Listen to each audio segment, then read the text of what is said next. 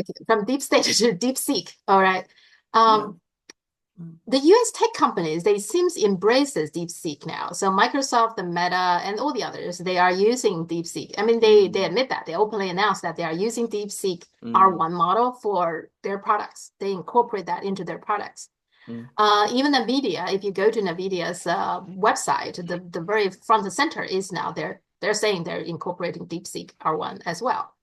So at the same time, legislators, so Josh Hawley, the senator from Missouri, he is now proposing a law to ban DeepSeek and punishable in his proposal, punishable by up to 20 years imprisonment, up to 1 million fines. So it's a very severe punishment if it get passed. We don't know if it will get passed. Yeah. Mm. So how do you explain that? These two very opposing actions on how to deal with DeepSeek. It's the same inconsistency that we've seen in Mhm. everything else. On the one hand, we have this again strident. I mean, I hesitate to call it nationalism, Mhm. but anyway, this idea that America must be first, it must be best, it must be at the forefront of everything. If the Chinese come up with something good, we need to crush it and suppress it because we can't allow it.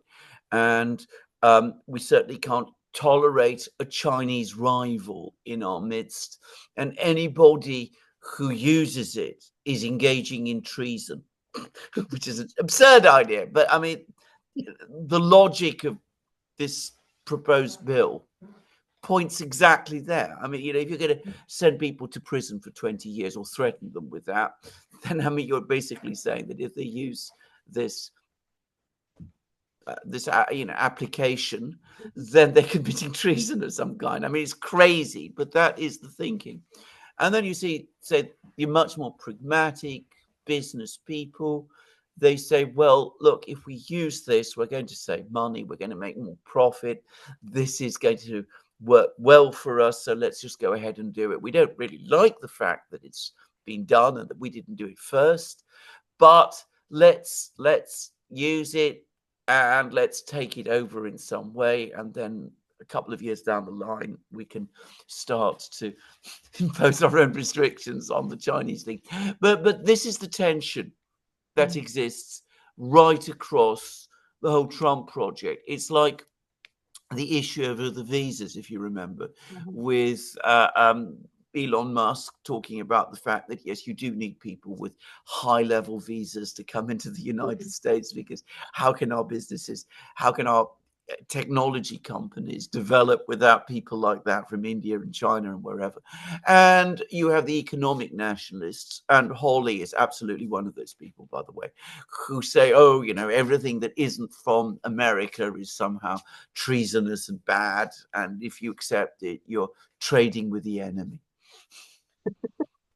No. It's a symptom. Can I just say, this is all a symptom of a deep American crisis. Mhm. A truly self confident country doesn't act and but think in this way. Mhm. I remember after China opened up in the 1980s, the Chinese were absolutely enthusiastic about working with American Mhm. technology Mhm. and getting American technology companies to establish themselves in China. And the Chinese were very, very keen to send their students to US universities to learn how to do all of these things and to develop them themselves. There was a self confident society. What you're looking at now is a very insecure society that feels that it's losing control. In fact, I don't know if you see, there was a footage that has gone viral in China. This woman, Melanie Hart from the Atlantic Council, she's openly talking about stealing Chinese engineers. Yeah. She used the word, let's steal their engineers, let them working for us. I mean, that Yeah. that seems to me is like, first of all, when she said something like that, that admission that US doesn't have the engineers now, doesn't Yeah. have the talents that they can use, that you have to steal from somebody else. Okay. and then somehow believe you can steal somebody and that somebody would just come here and work for you. I don't know. I mean, I actually have seen a lot of very talented Chinese people. They're already here. I mean, Yeah. so, but somehow they didn't create DeepSeek. She's from a think tank, but when she says something like that, doesn't seem to me that she has done much thinking. What do you think? Well, I mean, not only has she not done much thinking, but I mean, the ethics of it are outrageous. Yeah. First of all, I am not aware that China prevents its engineers from coming to work in the United States. So, I mean, why steal them? I mean, if you offer them good terms Mhm. and good pay, maybe they will want to come. Just Some of saying. them, some of them are here. Some of them. Could it be that you're worried that, in fact, it's becoming more pleasant for Chinese engineers to stay in China Yeah. and work there because there are many more opportunities for them and that they are better appreciated within Chinese society? So that's the first thing to say. But let's go back. Let's go back to what we were talking about China in the 1980s. Now, I don't know how many engineers China had in, say, 1980, but Mhm. I'm pretty sure that in 1980, the United States probably had more, and certainly it had more engineering institutions. And American engineering at that time obviously operated on a much, much higher level than China did. Did the Chinese go out and steal American engineers? I mean, absurd idea. Nobody, I think, in China ever thought about that. But they set up their engineering schools. They worked hard. They trained. They built them up. It took them a long time. But now, of course, they're in that position where they have the best engineers and the most of them. And that's the way you do it. America is still a rich country. If it sits down and develops a plan to develop engineering in the United States, to build up its universities and its schools, and to make engineering an important and attractive profession for Americans, then it can do it. Doesn't need to steal anybody. Yeah. Like I said, right, there are already Chinese here. And plus, I Yeah, really think the US is the place that you really don't have shortage of talents. no, Just to give you example, I yeah, used to have a couple to come in to help me cleaning my house mm, from time to time. This is a couple from Armenia. They are yeah, chemists. They are college yeah, professors. So yeah, you can say that in the US, even the housekeepers are scientists. So they don't have shortage of yeah. talents. No, I think one of the problem, maybe a major one, is everything is become a financial sectors taking yeah, over. So just recently, we have in my town a girl, a very well-known girl, because she go out when she was in high school, she would go out to compete different STEM-related competitions, and she always bring back some awards. A girl like that. And I think she either went to Carnegie Mellon or some other Ivy schools. And now she's graduating. Supposedly, somebody from Wall Street offered her a entry yeah, level job, yeah, $400,000. uh, No tech company can give that kind of a salary to an no, entry level job. no. So the problem, I don't think, is the short of talent. It's how do you incentivize them to work for tech rather than to financial to Wall Street? Don't Well, you think? exactly. I mean, it's the nature of the American economic system. The American economic system does not reward Mhm. people who make actual goods, who use engineering skills in that kind of way. And again, the Trump people are not addressing this issue. Mhm. I Mhm. mean, they don't even recognize that it exists. And you're absolutely correct. Now, in China, we do have a stock market there, as we all know. Mhm. But fundamentally, if you are an engineer, you want to go and do engineering. And that is a high status, high reward profession in China, as it used to be, by the way, in the Soviet Union. Mhm. And then after the Soviet collapse, it stopped being so. But going back to what we were saying before, Putin came in about 10, 15 years ago. The Russians started to say to themselves, we can't let all our people go to America in the way that they are, and we've got to start creating proper schools and rebuilding our engineering expertise. And it takes time. and it's a very slow and difficult process, but that's what we do. Now, America can do that, but America has no incentive to do it because financial engineering is much more attractive for young people than actual engineering is. Mhm. Mhm. And you've mentioned engineers. I know plenty of people in the world of mathematics and advanced mathematics. Britain, for example, has always had a very, very strong tradition in higher mathematics, going all the way back to Mhm. Isaac Newton and all of that. But the people at the math schools, Cambridge, and I know people at Cambridge, as you know, the elite maths centre in Britain. Well, they all tell me the same thing, that they all go off after they graduate and they join the investment companies and the banks and the hedge funds, and they come up with these incredibly complicated mathematical models, which are all intended to operate, move money around and do all of the things that that does. And, a lot of the academics say this is a complete misuse of our subject. It doesn't understand it really well. And it's even a corruption of it. But there it is. That is the nature of our societies in the West today. One more thing is that I also noticed that I think group is also very important in terms of producing something, Yeah. or maybe some other environmental elements that probably plays Yeah. also important role. So, for example, in Mm. college football, China in US, college not just football but basketball, college Yeah. athletic teams are very important, right? Yeah. For various reasons. But you notice that those coaches that who very successful creating a either a basketball team or a football or soccer team. Once they got offered twice the salary, three times the salary, moved to a different school, they have a hard time. Many of them have hard time to replicate their success. So it's not just simple. Somebody is a good No. coach, isn't it? You need a lot more than that, Of right? course you do. Of course you need to be rooted in the community Mhm. which you help yourself to develop. You need to be a part of that community. But in the United States, and I'm sorry to say in Britain as well, emphasis on community is hardly ever there. If you Mhm. go to the British media, the word community scarcely ever appears, and I think the same is true in the United States also.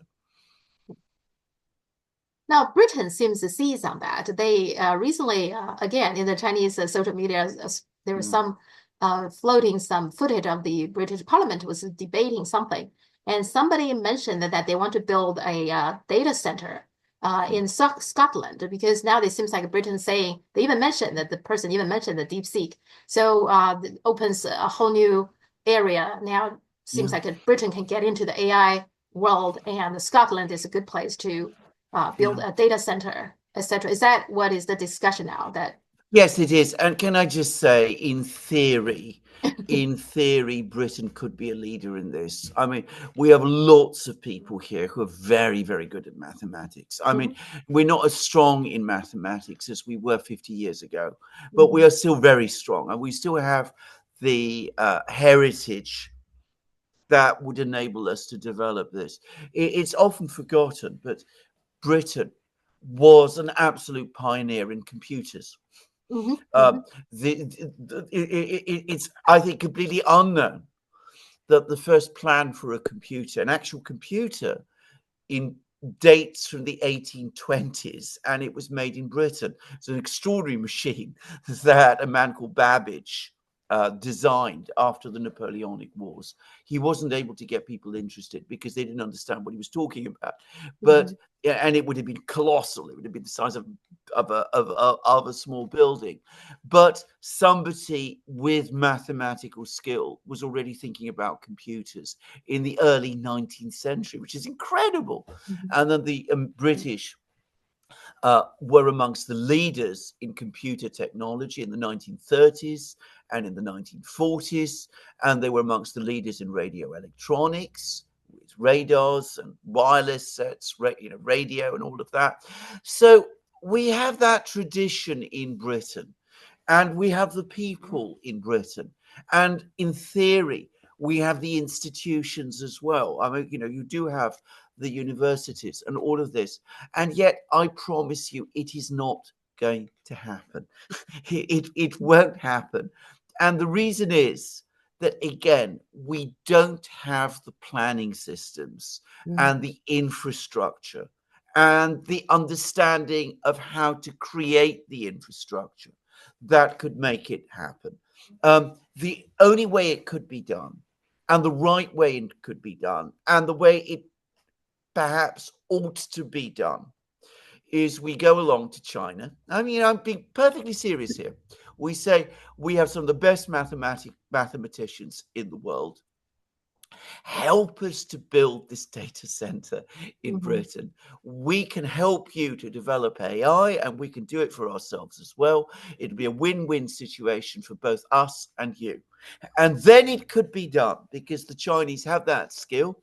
And we have, as I said, all of the parts that are lying around, and if they're brought together, could make it happen. But we won't do that, and it won't happen. Yeah. And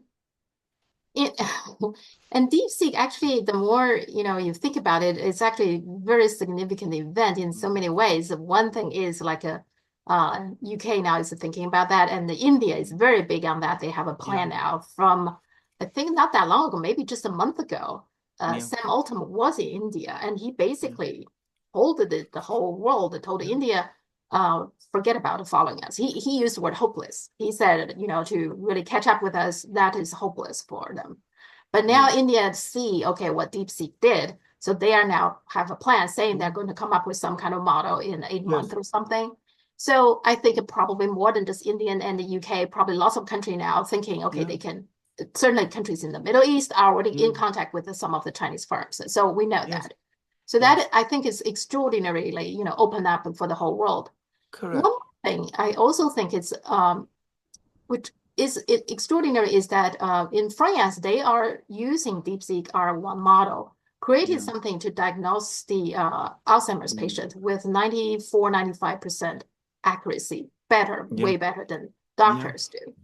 Now, I remember Larry Ellison was talking, when he was talking about Stargate, he said one of the things they want to do is in 10 years' time to cure cancer. Now, without DeepSeek, if they manage to cure cancer, but that technology will be controlled by very few people. With DeepSeek, actually now we can say that probably the whole world can, working together to cure cancer, and it will be open for everyone. Don't you think that's very significant? It's hugely significant. I mean, can I just say this? And this is an interesting point to make now, because, of course, the United States always says that it's the democracy, it's the country that's for the benefit of everybody. But the Chinese model appears to be much more democratic, ultimately, because it benefits people, whereas the American system, the American approach, ultimately is more oligarchic. The thing about democracy is that democracy isn't just a process. It's an application. It's how you apply it. That is at least, well, in fact, it's arguably even more important than, all of the sort of procedures and processes that people in the West talk about when they mean democracy. A system which can cure tens of millions and works cheaply is inherently a much more democratic one than a system that is enormously expensive and is controlled by very few people. By definition. And that's why in some comments they're even saying, okay, this year's Nobel Peace Prize should go to DeepSeek. And then when I was discussing this with some of my audience, and their reaction is, no, that would be an insult to DeepSeek. I have to say, it's very interesting to hear people in China say that. There's people in Russia now increasingly saying that too, by the way. The Nobel Prize has been so contaminated now. But anyway. But I think if from Nobel Peace Prize perspective, if they still want legitimacy and relevance, they should, this year, should give it to DeepSeek. Well, I of course think. they should. Of Yeah. course they should. They should have given. They should have given. I happen to know this. I mean, you remember I was talking to you about Mr. Prynne the other day. I haven't been Uh-huh. able to get the biography yet, but I will soon. My wife has been away. This is why, and Uh-huh. she's gone.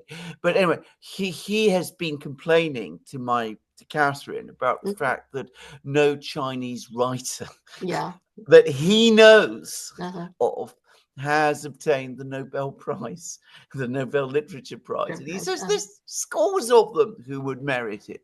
And all sorts of completely boring Mhm. writers in Yeah. other places have got the Nobel Prize.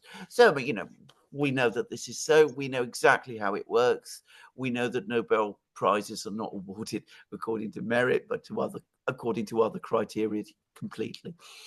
There was a Chinese author who did receive the Nobel Yeah. Prize in Literature, but his books are not that popular. Mm. Not because he seems like to portray China in the old China.